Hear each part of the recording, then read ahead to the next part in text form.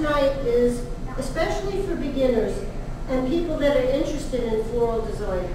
You don't have to spend a lot of money. You don't have to have a fabulous garden, but almost everybody has shrubbery. There are lots in town. I go around at 5, 6 o'clock in the morning looking around in old lots and supermarket lots where nobody cares, and I usually can find what I'm looking for. And even if you didn't use flowers and you just used greens, you'd be just fine. The other thing I always recommend, when you cut your greens, besides cutting them with a clipper, anything in the conifer family, pine and things of that nature, have sap in them. So rather than sticking it right into the oasis, where the sap is going to leak into the oasis and clog up the water source, I use my old trusty potato peeler. Don't throw out your old ones. And I just peel down the stem a little bit. And this way you don't clog up your oasis, and you can fit more in there. They'll soak up more water, and it's like having artificial flowers with flower pits. If you were having a dinner party, even if you didn't want to go out and spend money on flowers, there's a wealth of things that you could use from your garden.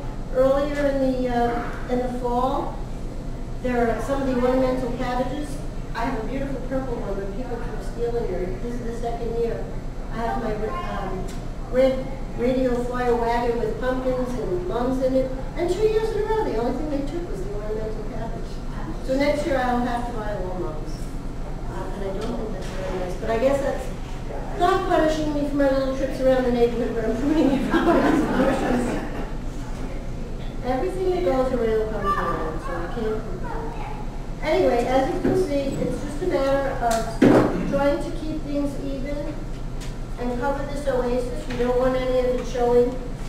I do with greens first because I'm very frugal and I don't always like to overbuy, although I bought plenty of flowers for tonight. I don't always like to spend a fortune on flowers, but if you fill in with lots of colorful greens, and as you can see with this, just greens alone, this is almost a yellow, this is green, they're all shades of green. I take magnolia leaves and I dry them. They dry beautifully. This is what they look like after they dry.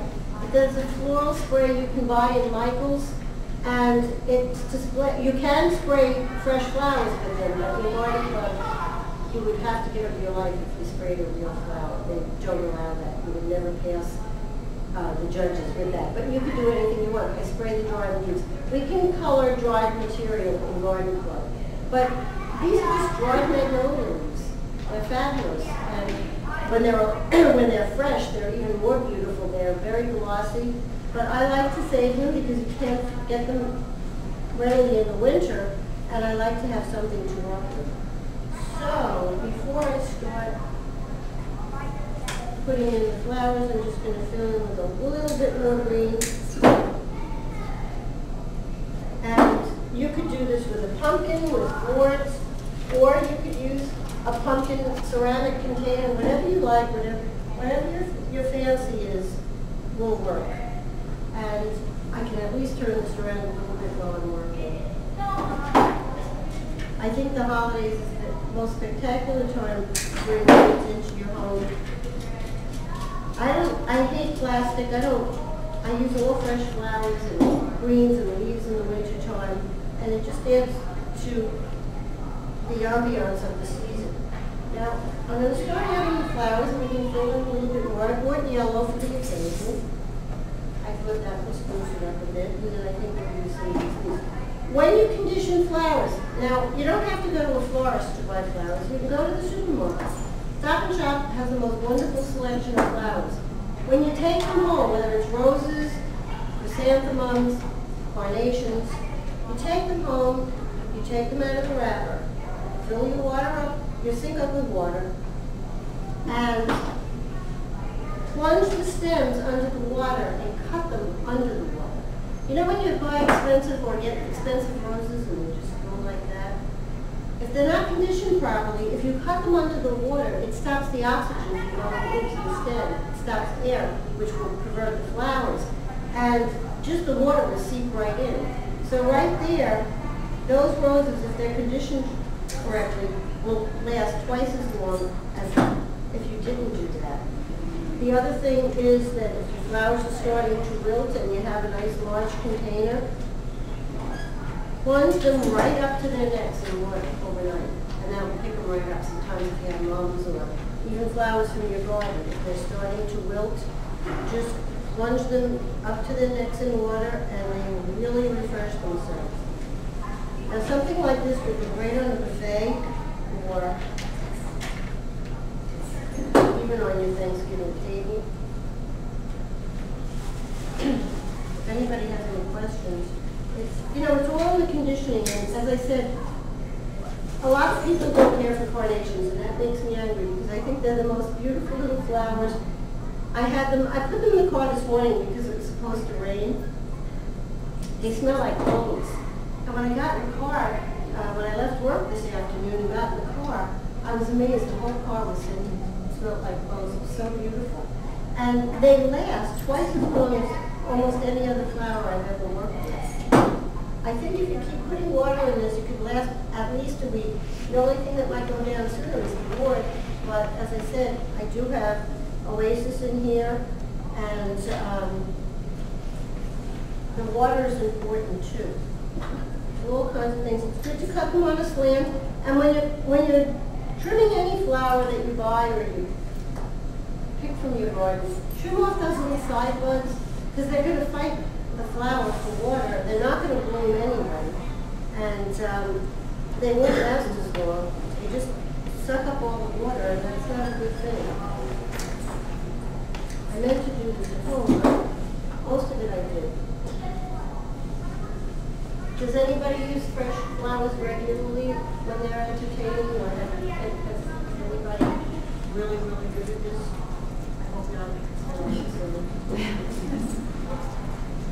It's so much nicer when you do garden clubs.